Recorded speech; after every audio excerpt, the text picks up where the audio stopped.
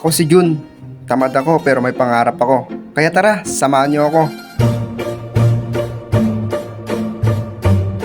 Umaga nga nagbiyahe na kami at dumaan kami dito sa Tagumbao Bridge. Papunta nga pala kami sa working place namin sa Kamiling Tarlac. Ang sarap talaga magpahangin dito. Makalipas nga ang ilang minuto, nakarating na kami dito sa bayan ng Santa Ignacia. Dito nga pala ako nakaupo ngayon sa harapan ng sasakyan dahil gustong gusto ko nga dito dahil madami nga akong nakikitang mga chicks. After nga ng 200 years, nakarating na kami dito sa Kamiling Tarlac. Dito nga pala yung working place namin. Kaya nagtitingin-tingin nga ako dito para magpapakita ko kung meron akong makitang mga chicks. Naalala ko nga pala, hindi nga pala ako cute. Ay, so sad. Malungkot na naman si Junjun. Makalipas nga ang 30 minutes and 1 seconds, nakarating na kami dito sa working place namin. Dito lang yan sa Purok Crossing, Barangay Malacampa, Kamiling Tarlac. Dito nga dalawa nga lang kaming naiwan kasi dalawa lang kami nagjo-duty dito ni Kuya Itchang. Dito nga kahit dalawa lang kami, parang ang dami-dami namin nagjo-duty dito kasi meron din kami nakakasama pero hindi namin sila nakikita. Tapos silang tatlo naman, doon naman sila magjo-duty sa kabila, si Ate Sheila at saka si Kuya Binong at saka si Kuya Charlie. Kapasok ko nga ng mga gamit ko, dumiretso na ako dito sa labas at magbubukas na kami. Nga, inisa-isa ko na nga pinagbubukas yung mga padlock nila. Tapos ko pinagbubukas yung mga padlock, tinaas ko na rin yung mga rolling up. Talaga si Jun, tamad siya pero may pangarap siya. Ewan ko ba sa kanya kung anong nangyayari sa buhay niya. Talaga si Junjun, napakatigas yung ulo niya. Pagkatapos namin nabuksan yung shop, ito nilabas na nga namin yung transmission at saka yung trailer. Yun na nga, nilabas na rin ni Kuya Itchang yung mini tiller na di-display namin dito sa harapan. Bali, naglabas na rin kami ng mixer para may pang-display din kami dito sa harapan. Ito nga pala yung shop ng Gakula Enterprises. Sa papasok ko kayo doon sa loob at para makita nyo rin yung mga stock namin at mga display namin. Ito nga pala yung pang malakasang entrance. Pagkapasok mo, bubungad na sa'yo kagad yung maraming makina. Ito meron din kami generator, meron din tayo mga dibulante, mga R180, mga ND85,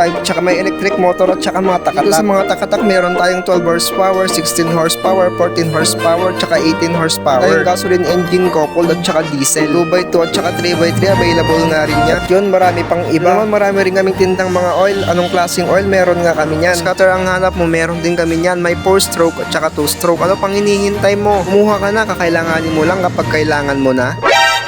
At pagkatapos ko nga kayong na-tour dito sa my shop, ayun, kinuha ko na rin yung daladala namin ng Delo Gold. Dalawang box nga pala yung di-display ko dyan. Napakangutan lang ako sa ulo ko saan ko nga ilalagay. Buti na lang may space dito sa taas, sa dulingan ko nga lang. Sa totoo lang, pag ganitong umaga, nalulutang-lutang pa yung isip ko. Ewan ko ba kung bakit. Puro nga sa kakain ko ng lugaw, kaya nalulutang ako palagi.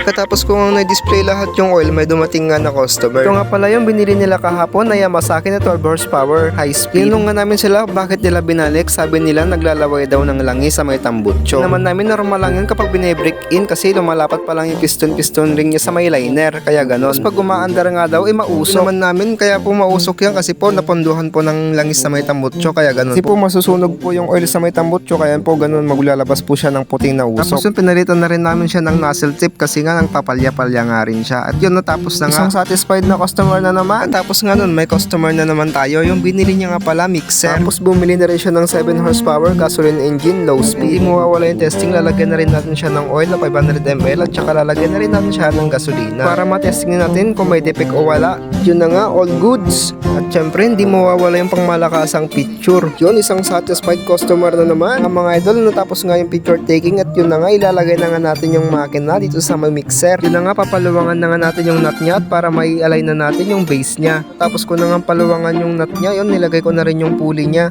Katapos ko nilagay yung pulley, papahigpitan nating mabuti yung base niya para may align na nating mabuti. Kapag hindi na align na mabuti yan, masisira yung belt niya. Na nga, isang satisfied customer na naman. Hanggang dito na lang. Salamat sa panonood. Don't forget to like and share. Bye-bye!